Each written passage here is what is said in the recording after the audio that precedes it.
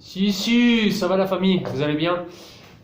Aujourd'hui, je vais parler d'un sujet d'actualité, mais je vais essayer de le tourner sur l'Amérique latine, parce que je ne sais pas si vous le savez, mais moi, je réside en ce moment en Amérique latine, au Mexique, plus particulièrement le Mexico. Et donc, je voulais parler du Covid, l'impact du Covid en Angleterre, bien sûr, dans le football anglais. Mais bon, je sais que on en parle un petit peu partout.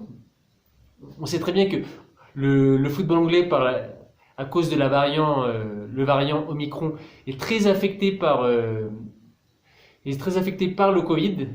Notamment, il y a les chiffres, bon, je vais les donner vite fait. Par exemple, il y a 90 cas de Covid entre les joueurs et les membres de staff dans le football anglais. C'est-à-dire 90 joueurs ou 90 membres du staff ont été atteints de Covid. C'est quand même dingue, non? Et c'est ce qui a permis, c'est ce qui a empêché un petit peu le déroulement des matchs ces dernières semaines. Notamment, tu as Tottenham, les Spurs de Tottenham qui viennent d'affronter Liverpool. C'était un très bon match d'ailleurs. Ils ont fait 2 partout. Mais ça faisait 2 semaines qu'ils s'entraînaient, mais qui ne jouaient pas, quoi.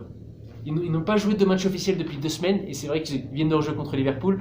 Et il y a plusieurs cas comme ça. Il y a beaucoup de matchs qui ont été annulés, qui vont être rejoués ultérieurement, mais ça a quand même affecté directement le football anglais. Et c'est pour ça qu'il y a vraiment il y a une réunion avec les plus grandes instances du football anglais, c'est-à-dire le président de la Première Ligue, vraiment des gens de haute renommée, quoi, qui se sont réunis autour d'un café sûrement, ou je sais pas, peut-être qu'est-ce qu'ils mangent en Angleterre, un petit croissant, des toasts et tout. Ils se sont réunis et ils voulaient absolument savoir si ils voulaient prendre une décision s'ils allaient disputer, ils allaient jouer pendant le Boxing Day. On sait que le Boxing Day, c'est une tradition en Angleterre. Les familles se réunissent autour d'un bon vin ou du bon café pour regarder les matchs. On sait au niveau de l'audience, des diffuseurs, c'est là où ils gagnent le plus d'argent. Vraiment, les chiffres au niveau de l'audience, au niveau du rating, au niveau des vues et tout de ce match, des matchs de Premier League, ils augmentent. C'est vrai que j'ai pas les chiffres exacts, mais il y a vraiment une hausse au niveau de. Les gens ils se pour voir les matchs de Premier League. Surtout, on sait ils disputent des matchs le 26 décembre, c'est-à-dire un jour après Noël, et le 1er ou 2 janvier, juste après le réveillon. C'est vraiment une date, c'est des dates très importantes dans la tradition des familles en Angleterre, parce qu'on sait que le football c'est une passion là-bas.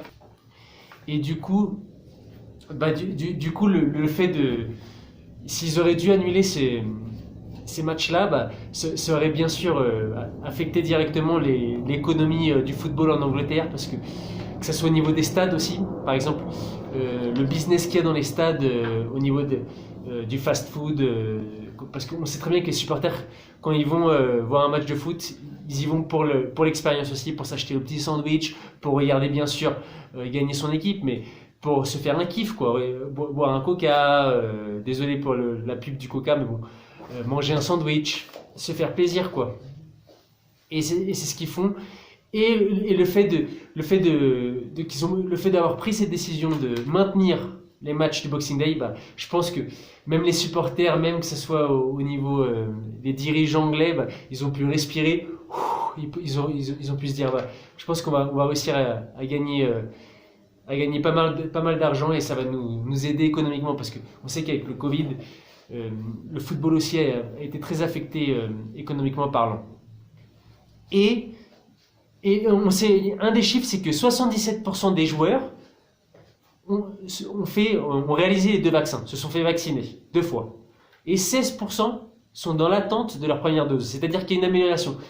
Les joueurs ont pris conscience de vouloir se faire vacciner, parce qu'on sait qu'en Angleterre et même en Europe, il y a une vague d'anti-vax.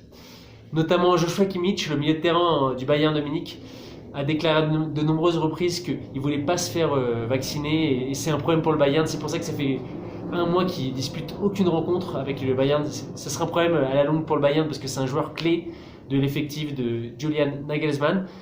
Et en Angleterre, ils prennent conscience, les joueurs, ils veulent se faire vacciner, et ça c'est important, parce que la santé c'est avant tout, les amis. Bien sûr qu'on adore le football, moi je suis un amoureux du football, à temps complet, je dirais. Et on adore voir les matchs de football, mais ce qui est important aussi, ce qui prime, c'est la santé des joueurs aussi. Et regardez, il y a un autre chiffre, il y a 12 345 tests de PCR qui ont été faits du 13 décembre au 19 décembre. C'est-à-dire, c'est quand même énorme, hein. En une semaine, 12 345 tests PCR entre les joueurs de foot. Et les joueurs de foot ont l'obligation, parce que c'est vraiment, ils sont très stricts, ils sont très à cheval sur les tests PCR en Angleterre. Ils doivent réaliser 2 tests PCR par semaine. Ce qui est quand même beaucoup, mais c'est l'obligation, c'est la crise sanitaire qu'on est en train de traverser. Et c'est pour vous dire que les joueurs ont ce devoir d'exemplarité, ce devoir de conscience de faire attention à leur santé et de réaliser ces tests PCR. Et en donnant ces chiffres-là importants, je voulais vous parler un petit peu des cas Covid, par exemple, s'il y a eu des cas positifs, que ce soit au Mexique ou en Amérique latine. C'est vrai que là-bas, le Covid, je pense, a été plutôt bien géré dans les stades. Les stades ont été à moitié remplis, c'est-à-dire il y a eu une capacité de 60%, 70% dans les stades. On n'a pas eu énormément de cas de Covid, mais c'est vrai que par exemple, il y a le président de la Ligue mexicaine qui a déclaré récemment qu'il était très à cheval sur le variant Omicron. Il avait vraiment prévenu, il s'était réuni avec les dirigeants du football mexicain, de toutes les équipes, pour prendre une décision qui puisse aider les équipes au Mexique. Et pour éviter ça, pour éviter ce qu'est en train de vivre l'Angleterre, qui a dû annuler pas mal de matchs, le Mexique est en train de prendre les devants. Et si possible, peut-être qu'en janvier, à la reprise du championnat, parce que au Mexique, par exemple, ils jouent tous les 6 mois. Hein. Il y a un tournoi 6 mois, tous les 6 mois. Un tournoi du mois d'août jusqu'au mois de décembre, qui se termine au mois de décembre. Et rebelote, c'est un autre tournoi qui commence en janvier et qui se termine au mois de juin. Fin mai, début juin. C'est tous les 6 mois, c'est comme en Argentine. C'est un système de play-off et tout ça. J'en avais parlé récemment. Mais j'en reparlerai plus tard, ne vous inquiétez pas. Je vous mettrai au courant sur le football mexicain. Et du coup, peut-être qu'il va y avoir une décision qui va être prise pour permettre que les matchs se jouent, bien sûr, mais à huis clos. C'est-à-dire, il y aura plus, les supporters n'auront plus accès au stade, ne pourront plus entrer au stade. Et il y aura peut-être quelques matchs qui vont se réaliser à huis clos. Malheureusement pour le spectacle, bien sûr, c'est un côté très négatif pour le spectacle. Quand tu es supporter de foot, tu as envie de voir des matchs, et le fait de pas avoir accès, on te prive un petit peu de liberté, la liberté de voir ces matchs. Mais bon, qu'est-ce que c'est la liberté avant la santé? La santé avant tout, les amis. Non, on doit faire gaffe à nos vies, et on doit lutter contre cette variante Omicron, même si on est des amoureux du football. La santé avant tout, comme je le dis souvent. Et c'était pour vous dire qu'au Mexique et en Amérique latine, on fait très attention à ça. Et c'est important. L'Europe doit être vraiment un exemple, un devoir d'exemplarité pour moi, pour ces pays latins, surtout en Amérique latine, parce que ils prennent vraiment exemple sur les meilleurs championnats européens, sur l'Angleterre, sur la France, sur l'Italie. Donc c'est vrai les amis, vous avez vraiment un devoir d'exemplarité sur ces pays-là, comme le Mexique, comme l'Argentine, comme le Brésil, parce qu'ils vous prennent comme exemple, vous êtes des modèles pour eux. Et c'est vrai que si on observe qu'en Angleterre on prend les bonnes décisions, je pense qu'au Mexique ou dans ces pays latins, on va prendre les mêmes décisions, et ça va aider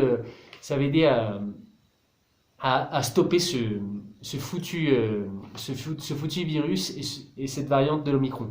Donc voilà, c'était le message que je voulais faire passer. La santé avant tout, avant le football bien sûr, même si on est des amoureux du football. À bientôt les potos, les amigos, on se retrouve très bientôt pour une vidéo.